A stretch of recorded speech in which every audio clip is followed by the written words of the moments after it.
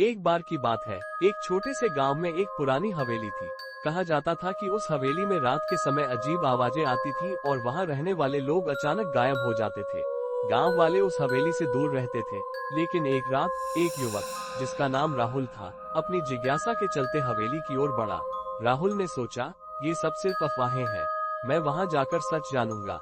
वो हवेली के दरवाजे के पास पहुंचा। दरवाजे पर ताला था, लेकिन वो उसे तोड़कर अंदर चला गया। हवेली के अंदर अंधेरा और सन्नाटा था।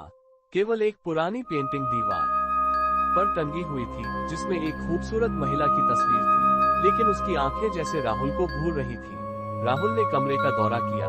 जैसे ही वो एक पुराने कमरे में गया, अचानक दरवाजे ने खुद ब खुद बंद हो गया। राहुल घबरा गया। उसने दरवाजे को खोलने की कोशिश की, लेकिन वह नहीं खुला। तभी उसे एक खुसर पुसर सुनाई दी। वो सुनने लगा, हम यहाँ हैं, तुम्हारे साथ। राहुल ने सोचा कि यह बस उसका भ्रम है, लेकिन अचानक कमरे का तापमान गिरने लगा। एक ठंडी हवा चली और उसके सामने वही महिला की छवि प्रकट हुई। उसकी आंखें लाल हो गई थीं और वो बहुत ही भयानक दिख रही थी। राहुल ने पीछे हटने की कोशिश की, लेकिन वो फिसलकर गिर गया। महिला ने कहा, तुम यहाँ क्यों आए हो, राहुल? क्या तुम हमारी मदद करोगे? राहुल ने कहा, मैं मदद नहीं कर सकता, मैं सिर्फ सच जानने आया था। महिला ने हंसते हुए कहा, सच तो तुम जान चुके हो, अब तुम्हें यहाँ रहना होगा। अचानक राहुल को महसूस हुआ कि उसकी टांगें मिट्टी में धंसने लगी है। उसने चिल्लाने की कोशिश की, लेकिन कोई आवाज नहीं आई।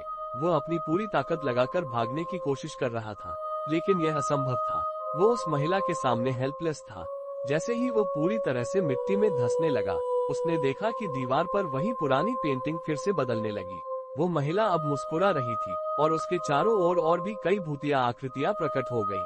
सभी ने मिलकर कहा, तुम अब हमारे साथ हो, राहुल। वो हवेली फिर से खामोश हो गई, लेकिन गांव वालों ने महसूस किया कि अब एक और व्यक्ति गायब हो गया है।